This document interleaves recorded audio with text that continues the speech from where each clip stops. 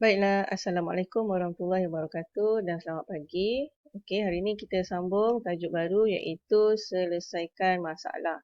Okey, dalam buku teks muka surat 84. Jadi, cikgu harap kamu dah bersedia dengan buku teks, boleh rujuk buku teks. Okey, tapi carta alih yang cikgu tunjukkan ni tiada dalam buku teks. Ini untuk kefahaman kamulah. Okey, macam mana kita nak selesaikan masalah dalam matematik ni? Setiap permasalahan mesti ada penyelesaiannya, mesti kita selesaikan. Okey, yang pertama mesti baca dan fahami soalan. Setiap soalan mesti kita baca dan fahamkan betul.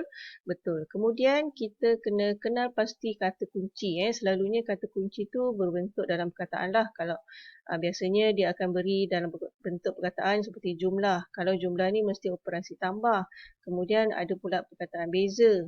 Kalau beza ni operasi tolak. Kadang-kadang dia beri dalam bentuk perkataan daripada. Daripada ni kadang-kadang melibatkan pecahan. Dia adalah operasi darab. Ataupun kongsi sama rata. Kalau kongsi maksudnya merujuk kepada operasi bahagi. Okey, bila dah kenal pasti kata kunci, kemudian kenal pasti operasi. Ada 4 operasi dalam matematik, sama ada tambah atau tolak atau darab atau bahagi. Okey, bila dah tahu operasi, kita boleh bina ayat matematik. Contohnya 1/1/3 darab 120. Okey, 12.5 tambah sifar perpuluhan 2. Okey, contohlah macam tu. Ini ialah ayat matematik. Kemudian kita selesaikan menggunakan bentuk lazim ataupun guna kaedah pemansuhan dan sebagainya. Kita selesaikan dan kemudian semak jawapan ataupun semak balik jalan kerja yang kita dah buat. Okey, kita teruskan. Okey, kita tengok terus pada latihan cuba ini muka surat 87. Okey, yang pertama soalan A. Jadual menunjukkan bilangan ayam di dalam reban A dan B. Berapakah bilangan ayam di dalam reban B? Okey, dia beri jadual, ada reban A dan B. Bilangan ayam reban A ialah 120 ekor. Kemudian reban B 1/1/3 daripada. Kata kuncinya daripada, maksudnya daripada bilangan ayam di dalam reban A. Maksudnya kata kuncinya daripada ni merujuk operasi darab. Bila kita dah kenal pasti operasi, barulah kita boleh bina ayat matematiknya. 1/1/3 darab dengan 120 ekor. Okey, jadi ini ialah nombor bercampur. Kita tukarkan jadi pecahan, darab dan tambah. 3 darab 1, 3. 3 tambah 1, 4/3 darabkan dengan 120. Okey, boleh guna kaedah pemansuhan. Sini 4, sini sifar kan. Jadi, jawapan dia ialah 160. Okey, ataupun darab dulu 4 darab 120. Kemudian bahagi dengan 3 pun sama juga dapat jawapan 160. Okey, nanti awak buat dalam bentuk lazim. Okey, kemudian soalan B. Soalan B muka surat yang sama. Okey, pekerja kedai kek Amira menyediakan satu adunan kek berjisim 15.48 kg. Adunan itu digunakan untuk membuat 24 biji kek yang sama jisimnya. Maksudnya 24 biji kek yang sama jisimnya.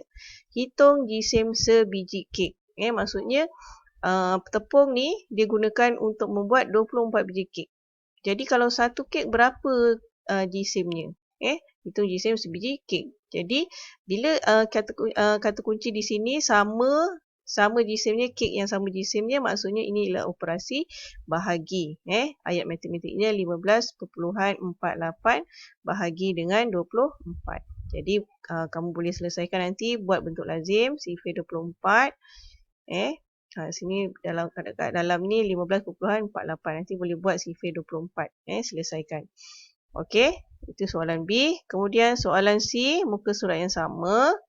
Okey, masalah abang ni. Masalah abang dan kakak. Jadi kita kena selesaikan masalah diorang. Abang berbelanja RM230. Kakak pula berbelanja 150% daripada perbelanjaan abang. Kira perbelanjaan kakak.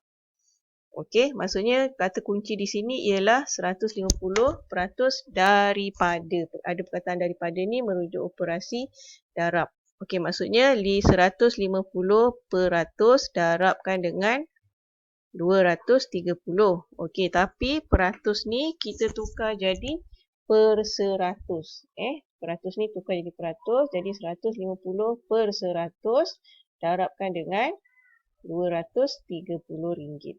Okey, sifar atas potong sifar bawah potong sifar atas. Jadi yang tinggal 15 darab RM23. Okey, nanti awak cairkan jawapannya. Dapat berapa ringgit. Okey, itu saja untuk penerangan ringkas cikgu tentang selesaikan masalah dalam buku teks muka surat 87. Okey, jumpa lagi. Selamat belajar.